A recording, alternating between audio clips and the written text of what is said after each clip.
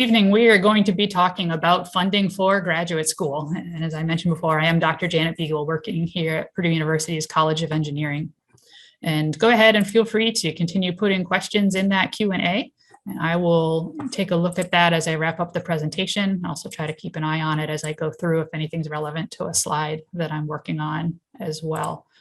And feel free to upvote if there's a question that you really want answered.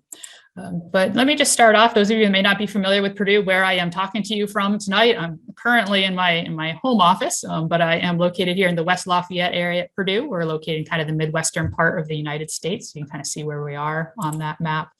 Just a quick kind of aerial shot of what our campus looks like. A lot of these buildings that are shown in the shot here are kind of the engineering quadrant of Purdue, where I work. And then the inset picture is a picture of Discovery Park, which is a really strong innovation district that we have on campus, where a lot of our engineering graduate students and faculty work on what we call kind of the global challenges and a lot of interdisciplinary work. So things like environmental science, semiconductor research, energy.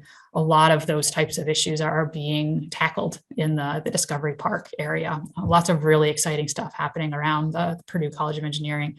And we are a pretty large university. We have 4,600 engineering graduate students across 14 different schools. So a lot of exciting things happening on our campus. We've got a little over 46,000 students in total on campus. So about 10% of those are engineering graduate students. We are by far the largest college and the largest number of graduate students on campus. So as we shift into talking about our topic today here of graduate school funding, one of the most important points that I want to leave you with is this idea that there is money available for graduate school. So especially if you're just starting to explore the graduate school process, it's important to be aware that the funding model is very different than what you experience as an undergraduate student. Here at Purdue, about 70% of our full-time graduate students receive some kind of funding from the university. And so typically the majority of that is going to go to the PhD students. And then the variety of that other money is going to go to the other disciplines. So as we look here at who is it that gets this funding, the most variety of types of funding are going to be available to those PhD students. So we have fellowships, and then we have our various assistantships, RAs, TAs, and GAs. And I'm going to define all of this here in just for a minute. But what I want to paint with this picture is just a slide showing you the types of funding that are available and kind of how that's distributed across the different types of graduate programs. And we'll also get into why a little bit. But as you're looking at this funnel, the majority of the funding does go to those PhD students. Close to 100% of our PhD students here at Purdue are funded. And then as you move from those PhD students, the next most funded category is going to be those thesis masters. So these are students that are pursuing a master's degree and doing research as part of that degree. And so they also have kind of that full opportunity. There's a few less fellowships, but there are still some fellowships. And then those RATAs and GAs, these assistantships that I'll talk about. After that, you'll move down to the master's non-thesis. There are typically not fellowships available for. And this is where you start seeing more and more students that are either employer funded, if they're maybe working part-time while they're pursuing their graduate education, or they're self-funded. Sometimes these non-thesis programs are a little bit shorter. They are more course-based. There's no research involved in them. And then the last category are professional masters. And these are really specialized programs that we have that blend some of the technical discipline along with management and other professional skills. Often these are accelerated programs. You may be able to complete them in as little as 12 to 18 months. Others incorporate co-ops and internships as part of the curriculum. And so it may be a 2-year degree, but part of that time you're working with an employer, getting paid as part of that and gaining that employment experience as well. These programs are not eligible for standard types of funding. And so if this is the type of program that you're interested in, you should be aware that these are 100% either self-funded, or we have individuals that, again, are working full-time and pursuing one of these degrees part-time, and then they may have some support from their employer. And so it's important as you're looking at different graduate degrees that you understand what type of degree you're interested in pursuing and understand what the funding opportunities are within each of those. So let's get in a little bit more to the funding process. When you apply to graduate school, you will automatically be considered for some types of funding when you apply. That application for admission is the same application that's used to determine funding. And so if you think about the admission process, it's faculty members that are reviewing the applications, identifying those students that they want to admit into the program.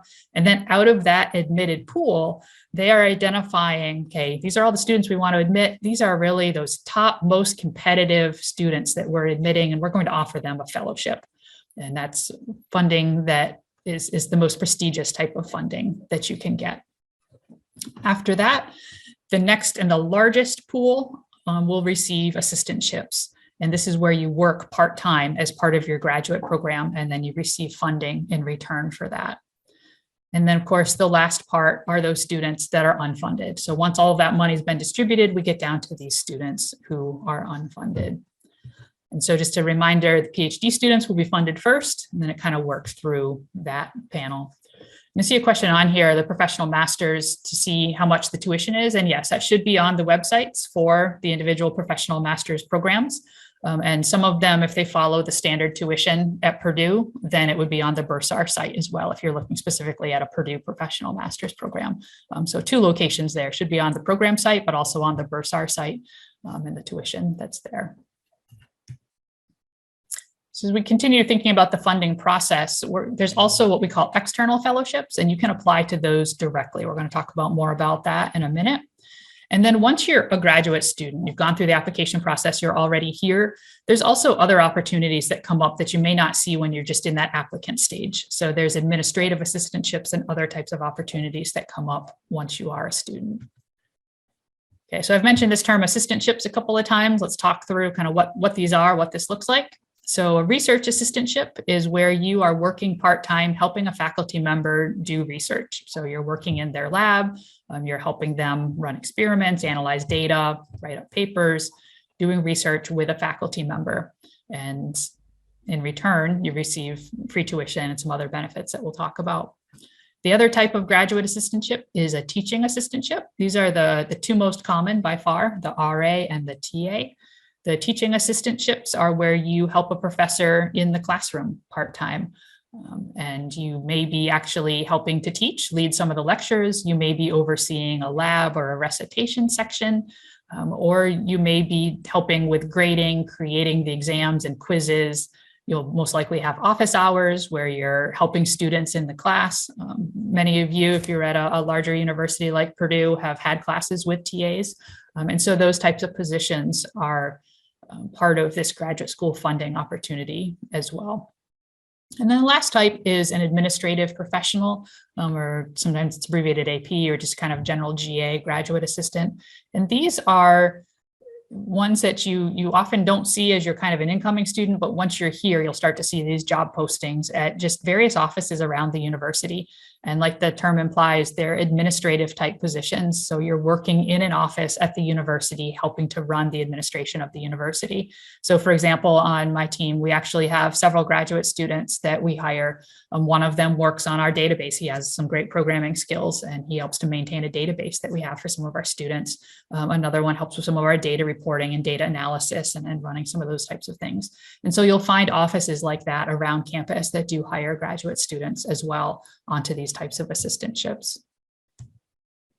So the actual benefits of these positions, I've mentioned they are part-time employment, and you'll hear this terminology of either half-time, which means that you're working 20 hours a week, or quarter time, which is 10 hours. And this is based upon the standard work week here in the United States, which is typically 40 hours per week. So half-time, quarter time, respective of that.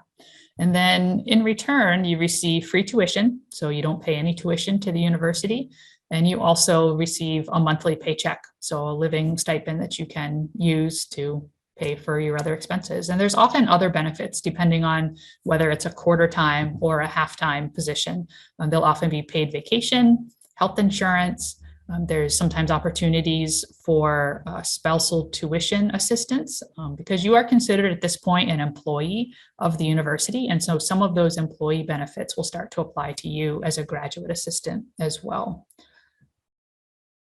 As I mentioned before, you're typically considered as part of admission. And so that application for admission that you submit, the faculty are also looking at that to determine whether they want to give you an RA or a TA. But there are some programs that will have a separate application. So that's something to pay attention to. Check on your program's websites, especially for the TAs. Some of them will have a separate teaching assistant application that they want you to fill out if you're interested specifically in that type of funding. They may be awarded for a full calendar year, what we call a fiscal year or a 12-month appointment. So a full year appointment. The academic year, so just when school is in session, that's very common for the teaching assistantships, or just for the semester or the quarter, depending on how the university is structured. And those, again, typically more for the teaching assistantships, where you may be given a TA offer for that semester, since that's how long the course runs. So just one tip, kind of taking this into consideration, is to be contacting the faculty that are doing research in your area of interest. So in order to help your likelihood of receiving one of those research assistantships during that application process, it is okay to be reaching out to those faculty members and letting them know that you're applying, encouraging them to take a look at your application, asking if they are going to be hiring any grad assistants into their lab for this next year that you're applying for. And during that application process, there's a place where you can list faculty that you're interested in working with, and make sure you're putting some relevant faculty on that application as well, because that is what will prompt that application to go for those faculty to review. The last thing I want to mention before I leave this slide, when I talk about the free tuition, I do want to mention that some universities have fees that are separate from the tuition. So here at Purdue, we are ones that have fees separate. So there are some student fees that you would still be required to pay. Here in the College of Engineering, it comes out to close to $1,000 per semester, and you would pay that out of your paycheck. So that's something to be aware of, and I'll probably talk about this on a later slide when we talk about comparing funding offers, is to make sure you understand everything that it covers, and fees and things like that are something to be aware of. So talking a little bit more about how the process works for assistantships, and this is particularly for research assistantships. If you're not familiar with this process, faculty will submit grant proposals to agencies, could be government agencies, corporations, nonprofits, proposing research that will help solve some of the issues that they have. And these agencies will look at that proposal and identify which ones they want to fund. And then if that faculty member receives that grant, if they receive that amount of money, then they hire you to help them conduct that research. And so this is one of the reasons that those PhD students are the first ones that receive this money. They are the students that are in the program the longest. They have the most experience. They are doing often the most complicated and comprehensive research as part of their degree. And so it makes sense that faculty members are going to hire them first as part of this process. And then the thesis masters, again, because these are students who are doing research, they may be on a PhD track, or maybe they're doing a master's first, but they're involved in that research. Those are going to be the next students that the faculty are going to want to hire onto their lab groups to be doing this research as part of that. So I want to shift gears a little bit and talk a little bit about fellowships. And these are similar to undergraduate scholarships. They're very prestigious awards. And so it's an excellent thing to have on your resume. In addition to the financial benefit, it's a nice thing to be able to build up your reputation as well.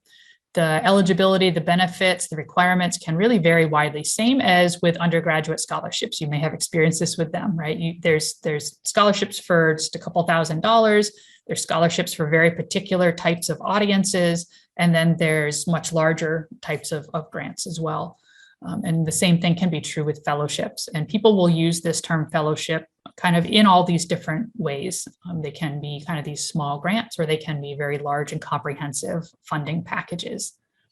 They can be internal, which means that they come from the university. So here at Purdue, we have a variety of fellowships it's Purdue money. It's basically like Purdue scholarships that we give to our incoming students.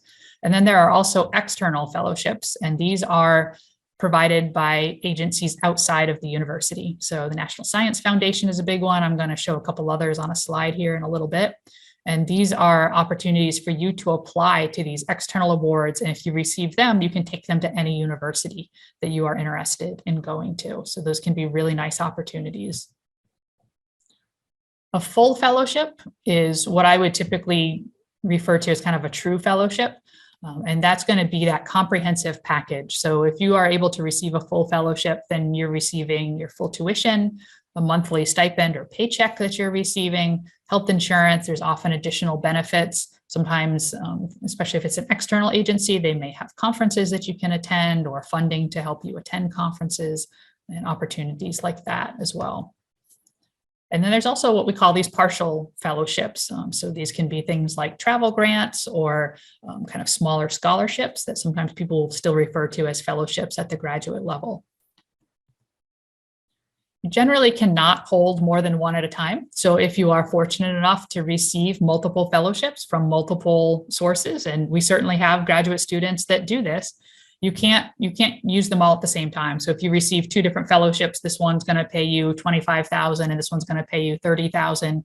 You can't take them at the same time to receive $55,000 during that year. But what you can do is often use them in sequence. So you can typically put one on hold or defer one while you use the other. So you may have a fellowship that's good for 2 years and then another fellowship that's good for 2 years. And you can use that first one. Once that one has ended, then you can start the next one. And we see this very commonly, especially with combinations of external and internal fellowships, if you're able to receive something from both the university and outside the university. So one of my big tips here is that the majority of fellowships are available in the fall. And so if you are a student who's graduating off cycle, this is something to be aware of, and you should maybe talk to the graduate office in the program that you're interested in applying to. Sometimes they will recommend, so for example, if you're graduating in December and you want to start grad school in January, sometimes it makes sense for you to apply for that fall before so that you can be in the pool for some of these university fellowships and then defer that to start in January. So that's just something to be aware of. Other students, they may be graduating in December, but rather than start in January, you may be taking a little bit of a gap. You may be doing an internship or co-op or traveling or doing some other things like that. And then starting in fall, you would be back on the typical calendar to be considered for some of these fellowships. So just something to be aware of there. And then the last tip I'll say on this slide is to make sure you're completing any optional essays on the application. Often an essay on an application is optional because it's not being used for the admission process, but it is likely being used for a funding process. And so if you don't fill out that essay, it's not going to hurt your chances of admission. They'll review the rest of your application and make a decision there. But only students who have completed that question also get moved into this other review for those fellowships and things like that. So anytime anything is optional on an application, I typically encourage students to try to complete that, or at least understand, is this optional because it impacts funding? And often they do. Right, so external fellowships, I mentioned you apply for these directly. They come from a lot of different locations. They come from the government, nonprofit, or professional organizations and associations, especially some of the smaller fellowships like travel grants and things like that can come from some of those professional organizations. Already kind of talked about the variation that's there and that they can be full or partial. Another thing to be aware of that I haven't mentioned yet is some of them can have work or other requirements as part of the fellowship. And so this is something to be aware of, again, when we get to that, reviewing your funding offers. What are the requirements of this offer? As you're looking at external fellowships, a lot of those deadlines are going to be about the same kind of timeline as applying to grad school itself. And so if you are looking at a lot of those external fellowships, some of those deadlines are in that October, November timeframe for the following fall. And so if you're a senior right now looking at starting graduate school in fall of 23, you should be looking right now and starting that application process for some of these external fellowships as well, because a lot of those deadlines will be coming up this fall as well. All right, so as you think about kind of tips for finding funding, the first one is to understand your program's funding process.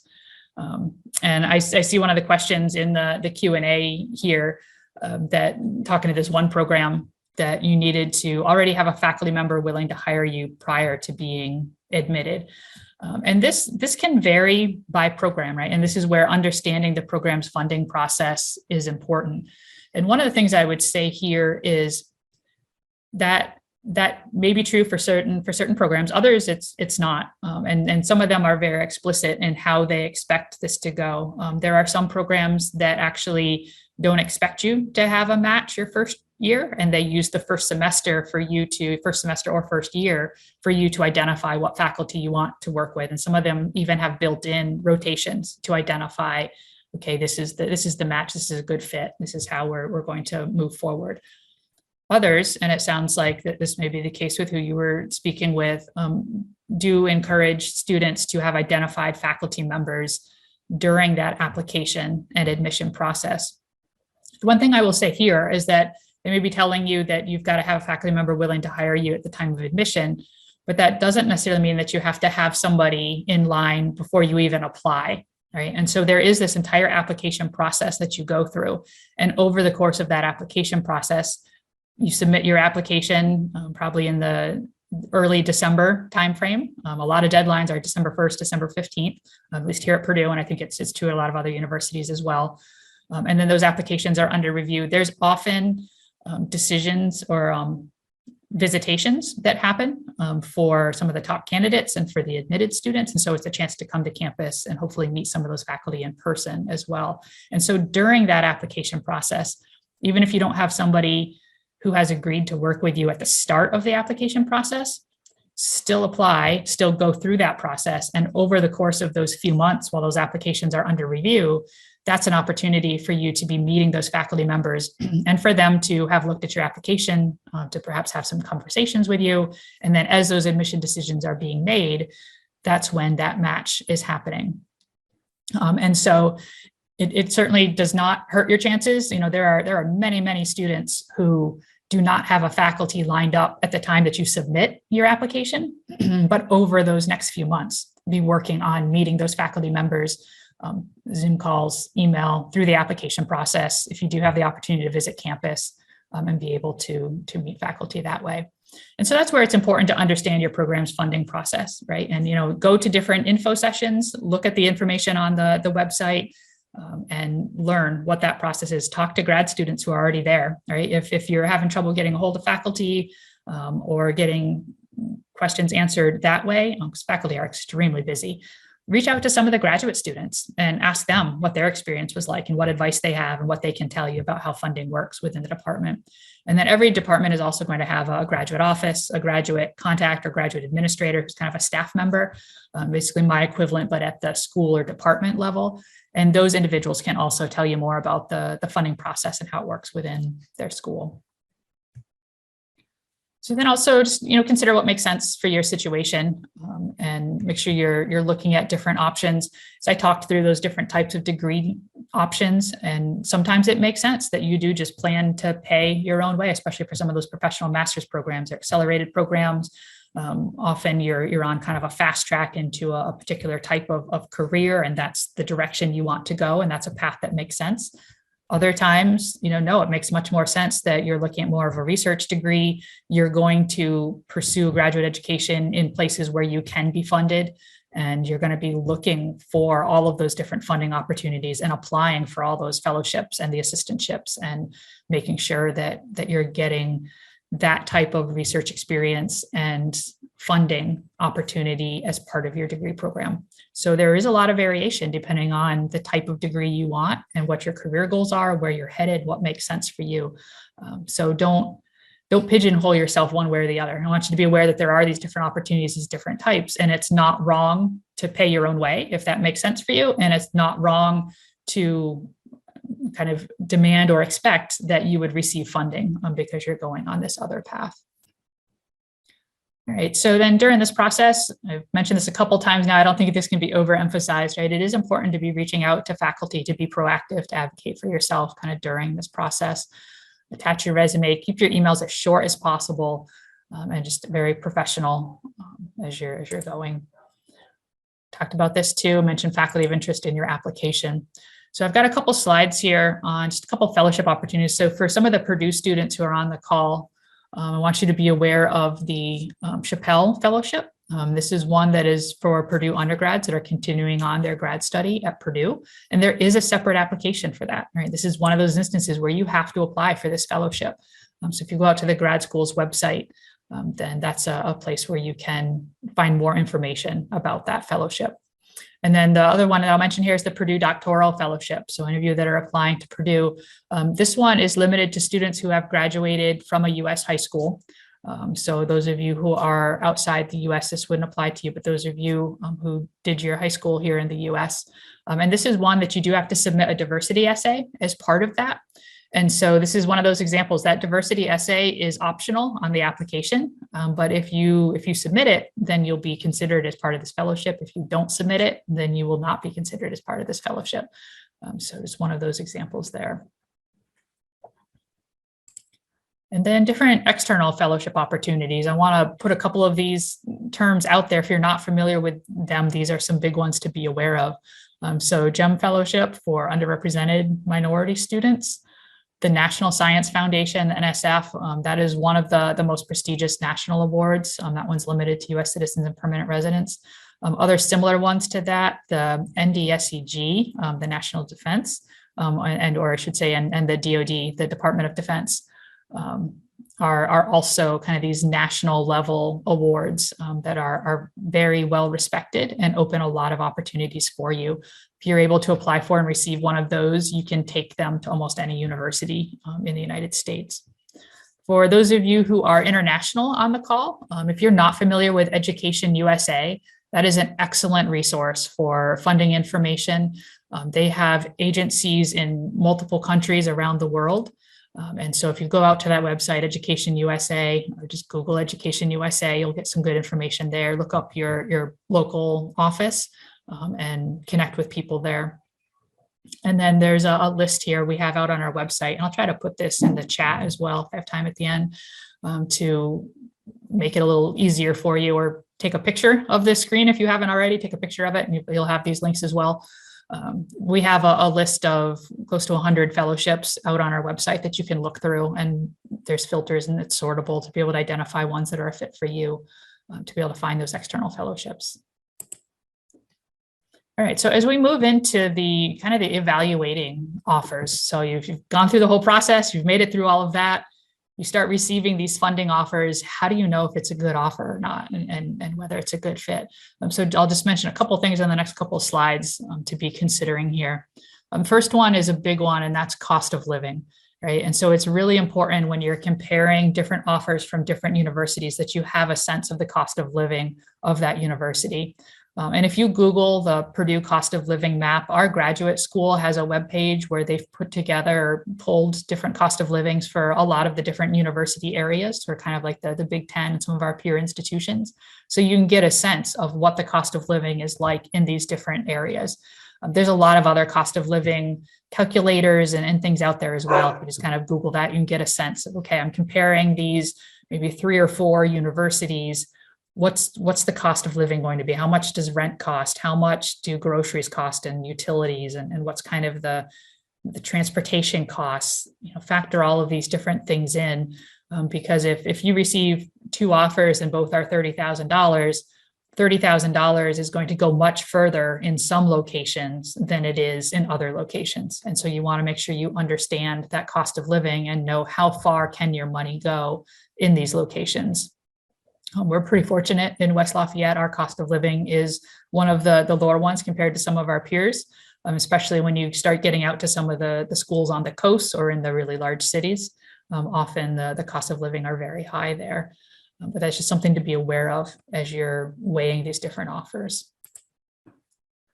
And then the other thing I want to mention, I alluded to this earlier, is to make sure you understand the whole package that you're receiving, because universities write their letters in all different ways. And even within a university, you may receive different types of offers from different departments, right? If you have friends applying to a different department, the offer letter may look a little bit different.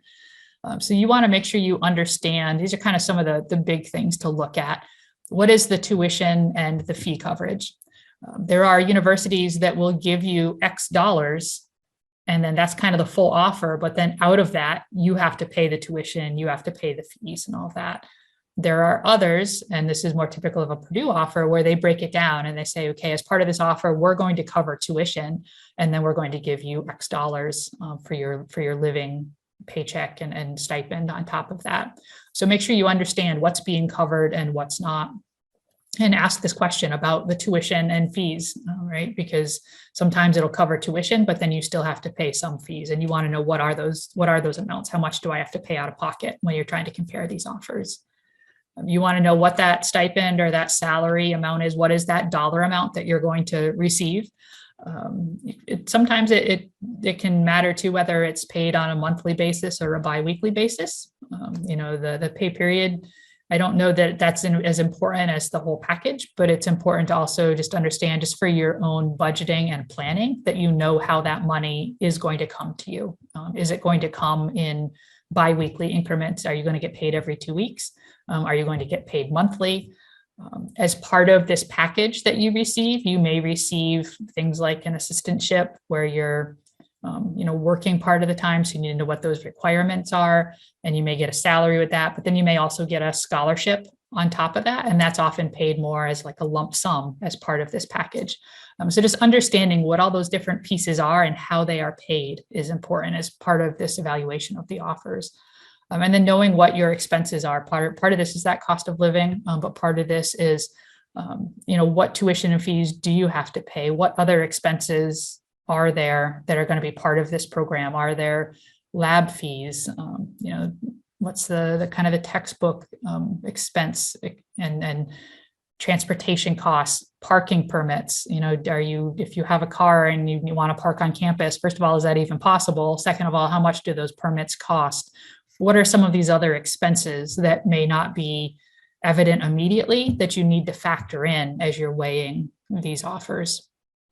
And then lastly, what are the requirements of the offer? For things like assistantships, you want to know what is the work expectation, who's your supervisor going to be? Are you going to be teaching? Are you going to be doing research? And if you're receiving different offers from different universities, is one of those more interesting to you than others, right? Are you someone who really wants to do research and you're looking for more of an RA offer? Are you someone who would like some of that teaching experience? And so having a TA offer is good. For those fellowships, especially the external fellowships, make sure you understand what any of the requirements are there. Are there work expectations? Especially if you're looking at fellowships that may be coming from an agency or a company. Sometimes they will have work expectations that, once you graduate, you're going to come and do X. Often governments, some of the international governments, there are different programs that sometimes they have money to help their citizens study abroad. So those of you who are international on the call, something to look into, but there may be requirements that, okay, you go to the United States, study, earn your degree, but then you're required to come back and work in your home country for a certain number of years afterwards to kind of give back to your country. So just understanding what are those different requirements as part of that. And it's definitely okay to ask questions. Email the faculty who are making the offer, or email the graduate administrator of your program, and don't be afraid to clarify some of these things if it's not clear in the letter. And the last thing I'll say, we're devoting this whole hour to funding, and it's very important, right? You have to be able to factor in the return on your investment. You have to be able to survive during this graduate school. You have to have enough funding coming from some source, right? Whether it's loans or whether it's these other funding opportunities if you're working more for a PhD. So it's a very important consideration. But it's also definitely not everything, right? There's a lot that goes into your graduate school decision. It's important that you're someplace where you're comfortable, where you're pursuing a program that's really exciting to you. If you're a research student, that you're doing research that is exciting to you and that's taking you in the direction that you want to go. If you're more of a professional master's student, right? It's important that you're in a program that's preparing you for that next step that you want to take, that you're able to network and get those internship and co-op experiences that you're looking for. Any program, it's important that you have a good fit with your peers and with your faculty mentors. And as much as you can get a sense of what that grad school community is like, that it's a good fit for you. All of that is so important. And yes, funding is one of the factors here that you need to weigh, but make sure that when you're making a decision at the end of the day, you're not basing it only on funding, right? If you have multiple offers of admission and funding, don't just go with, this gave me the highest funding, therefore that's the university for me. Make sure you're also factoring in how well that program fits for you and your goals and where you're heading. So after today, some things to take a look at and think about, and I'll try to put some of these links that I mentioned in the chat as well. But if you go out to this website, if you're interested in any of Purdue's programs, that is a great resource to be able to go out and get access to all the different programs that we have. And you can reach out to those programs that are of interest to you. And I really want to encourage you, if you have not heard about this event yet, then this is one that should definitely be on your radar, no matter where you are in the process here. If you're a freshman, sophomore, just starting to kind of explore grad school, or if you are in the middle of applying to grad school right now, this is an event that could be really helpful for you. So if you are not already aware of it, not already registered, please check this out. It's called the Purdue Engineering Virtual Graduate Showcase. You can see the website there. If you Google Purdue Engineering Grad Showcase, it'll come up. It's a fully online event the end of this month, September 25th and 26th. That's a Sunday and Monday. It's free registration, and so it's free to attend. There is also an opportunity to receive a free application fee waiver. So if you come to the event, we're going to have some questions as part of that that you fill out to receive the fee waiver. And then you can apply to Purdue Graduate School for free. So that's a great way to save yourself some money on the application by attending this event. And we've got some great info sessions. You'll learn about the different programs, some workshops, some grad student panels about their experiences here at Purdue and in the different programs. And there is a live and online poster session as well. It should be really fun. We're using the GatherTown space. I don't know if you've ever used that, but it's a great opportunity to build a little avatar. You kind of walk around in the poster session, and you can actually have video conversations. I'd say like we're doing now, except that this is really a one-way. With the poster session, you can actually have video conversations with people there. So it should be a really great time. We're really looking forward to it. Make sure you check that out and register and join us for that if you have not already registered for that.